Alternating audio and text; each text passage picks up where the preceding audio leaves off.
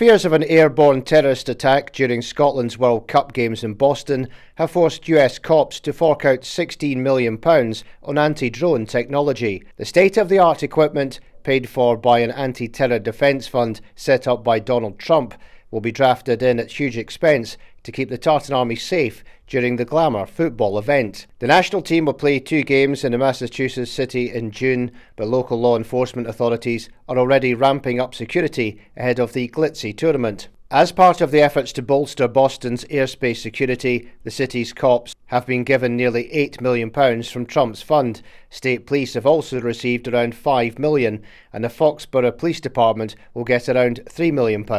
All of the cash will be used to install air defence technology that can spot rogue drone activity. Introducing the measure, Massachusetts Governor Maura Healey said the FIFA World Cup 2026 will be a highlight of an existing year in Massachusetts, and we are committed to ensuring that everyone can enjoy the event safely.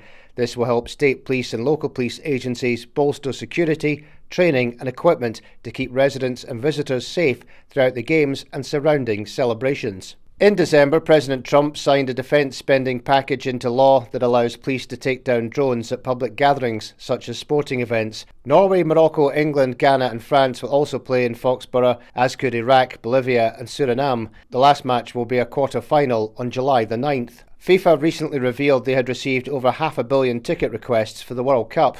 A recent report found that Massachusetts is still facing several unknowns when it comes to World Cup planning, including funding challenges and identifying a location for the official fan festival in Boston. Meanwhile, Stephen Flynn has laughed off calls for Scotland to boycott the World Cup over Donald Trump's threat to take over Greenland. The Nats Commons leader admitted the upcoming football bash in the US seemed small fry amid the crisis over the island's future. But Stephen Flynn said, without being flippant, we have boycotted the World Cup proactively since 1998. I'm not entirely sure that's a route we want to go down again. Elsewhere, Scotland's First Minister has called for a bank holiday on the 15th of June so that fans can enjoy the World Cup opener against Haiti, but many NHS workers could miss out. This is a moment, 28 years in the waiting, and I want as many people as possible to share the occasion.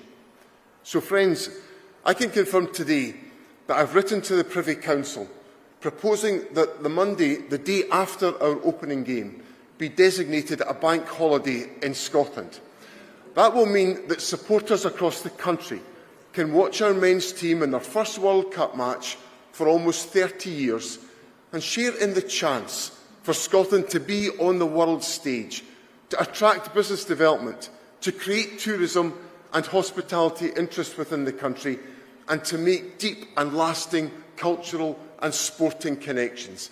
Let's make 2026 a year where Scotland's sporting success brings our whole country together. Around 180,000 NHS staff in Scotland could miss out on a World Cup bank holiday, according to the Deputy First Minister. In a written answer to independent MSP Ash Regan, Deputy First Minister Kate Forbes has stated that a public holiday for hard-working NHS staff would be a decision for each individual NHS board. Edinburgh MSP Ash Regan had written to the Scottish Government to ask for confirmation that NHS staff would be entitled to the bank holiday announced earlier this month. However, Scotland's Deputy First Minister failed to confirm that NHS staff would be granted a public holiday, raising concerns that they're set to miss out.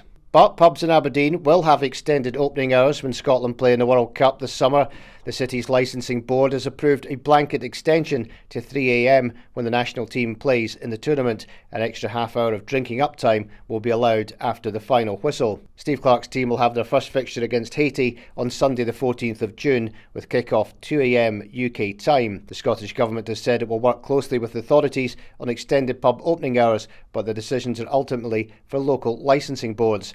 Aberdeen Licensing Board approved the changes at a meeting on Tuesday. But the officials were less keen on the possibility of outdoor fan zones, saying in terms of fan zones, due to the times involved, we don't think external fan zones are suitable. There may be exemptions to this where the noise impact will be minimal. However, in general, it will be very disruptive to the surrounding area.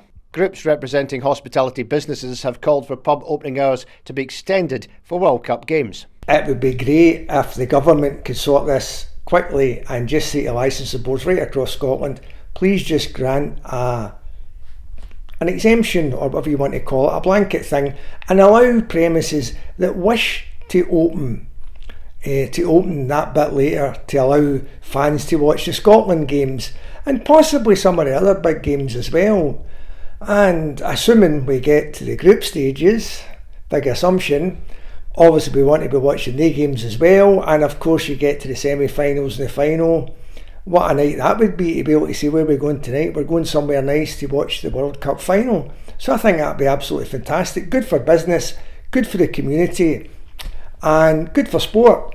So I think good all round, and I'm sure the government will do this. It's a no-brainer, for wanting a better word. It's got to be done, and I'm absolutely sure the government will get this sorted and allow us all to go and enjoy the game. If we wish to do it in a pub or a club or whatever, that'd be great. And while some have been granted an extension of licensing hours and others wait to see if that's going to be approved, the SFA is reportedly planning to lift the alcohol ban at Hampden for at least one of Scotland's warm-up games. STV report that the SFA Chief Executive Ian Maxwell says alcohol could be sold to fans at Scotland's games as part of a trial similar to ones which have taken place at some FPFL games this season. The structure is understood to be similar to pilots conducted at domestic games over the last year. A 45-year-old ban on alcohol being sold at football matches in Scotland has been in place since 1980. The SFA is in talks with the necessary authorities to secure the licence to sell alcohol at the stadium. The national team will take on Japan on the 28th of March. Steve Clarke's side will then face Kyorasau on Saturday the 30th of May in a first ever meeting between the two teams.